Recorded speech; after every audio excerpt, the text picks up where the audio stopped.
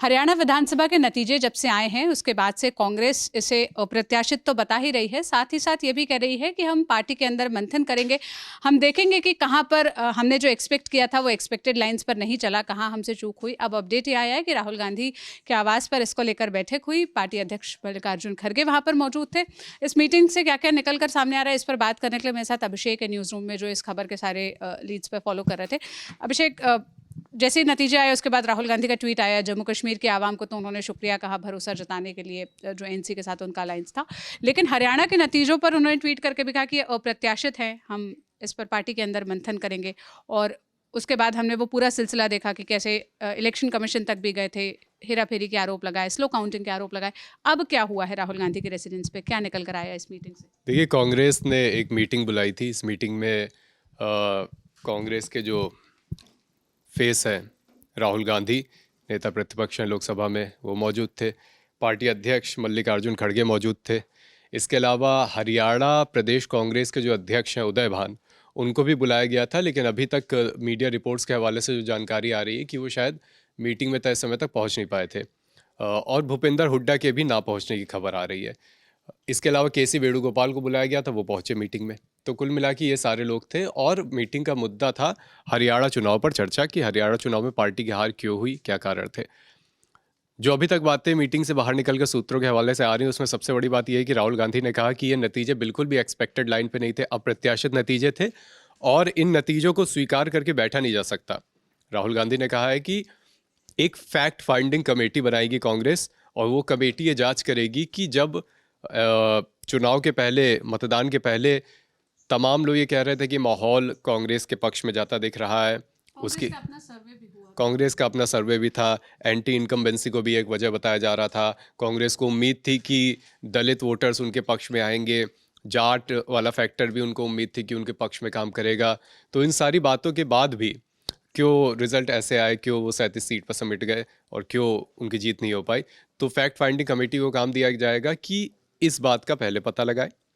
दूसरा, जैसा कि एक बयान और इस मीटिंग से सूत्रों के हवाले से बाहर आया है कि जो कांग्रेस का आला कमान है, उनका मानना है कि कुछ नेता हरियाणा में ऐसे थे, कांग्रेस के बड़े नेता, जिन्होंने व्यक्तिगत हितों को पार्टी हितों से ऊपर रखा।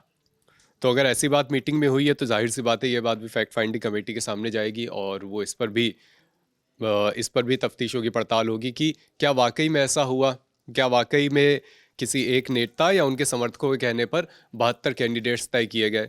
और देखिए, अभी से नहीं चल रहा है, चुनाव के जब नतीजे आए उसके पहले से भी कुमारी शैलजा वाला जो पूरा प्रकरण था वो हम आप जान ही रहे हैं। हमने भी तमाम वीडियो के माध्यम से बताया है। चुनाव के दिन भी जब हम लाइव थे तो इस पर लंबी चर्चा हुई कि किस तरह कुमारी शैलजा खुद भी असंतुष्ट थी।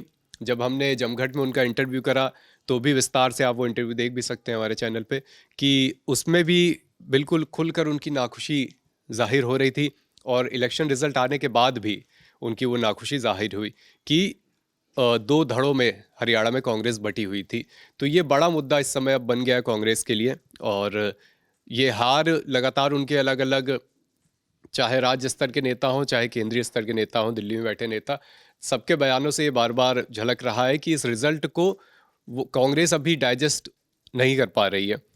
उसके 2 कारण हैं। एक तो उनको उम्मीद रही होगी ऑब्वियसली एग्जिट पोल से भी, और उसके पहले जो समीकरण बन रहे थे उससे भी, कि उनको जीत मिल सकती है हरियाणा में, और अगर लोकसभा चुनाव के बाद हरियाणा में जीत मिलती तो बड़ा बूस्टर होता कांग्रेस के लिए।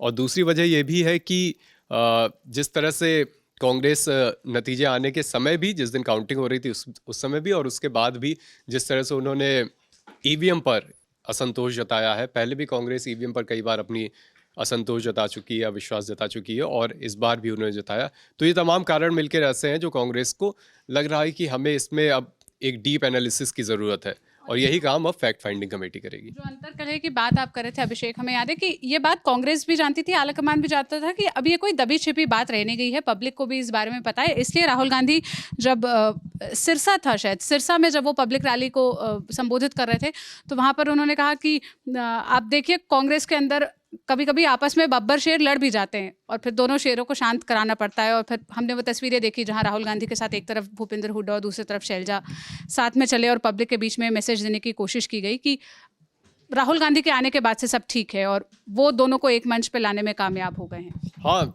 देखिए, मैसेज तो आला कमान हमेशा यही देगा कि सब चंगा सी, लेकिन जिस तरह से फ्रैक्शन बटे होने की खबर आ रही थी और जिस तरह से मनमुटाव दिख रहा था, वो चुनाव आते आते पब्लिक भी हो गया था। और शायद यही बात अब आला कमान जो कांग्रेस का है वो इसको गंभीरता से लेना चाह रहा है और ये पता लगाना वो चाह रहे हैं कि, और नतीजे आने के बाद भी कांग्रेस के तमाम नेता हैं जिनके ये बयान आते रहे हैं कि अब जो चीज़ें पहले दबे स्वर में कही जा रही थी वो मुखर होके कही जा रही हैं कि किसी फलाने नेता की वजह से हारे या किसी फलाने गुट की वजह से हारे, इस तरह की बातें। तो जब ऐसी बातें उठती हैं तो जाहिर सी बात है कि अब जो उनका दिल्ली में बैठी जो टीम है कांग्रेस की आला कमान है वो उसकी जांच करेगी और उसी के लिए वो टीम बनाई गई है। बाकी फैक्ट फाइंडिंग कमेटी को सूत्रों के हवाले से खबर है कि ये भी जिम्मेदारी दी गई है कि वो हर उम्मीदवार से बात करेंगे जो भी हरियाणा में चुनाव लड़ रहे थे कांग्रेस की ओर से, और जहाँ कहीं पे भी चूक हुई, जो भी लोगों को लगता है, वो डिस्कशन करने के बाद एक डिटेल रिपोर्ट तैयार करेंगे। इस मामले पर ललन टॉप की नज़र बनी हुई है, जो भी अपडेट्स आएंगे हम आप तक पहुँचाते रहेंगे। मेरे साथ अभिषेक थे, मैं सोनल हूँ, कैमरे के पीछे राशिद थे। देश और दुनिया की तमाम खबरों के लिए आप ललन टॉप देखते रहिए। शुक्रिया।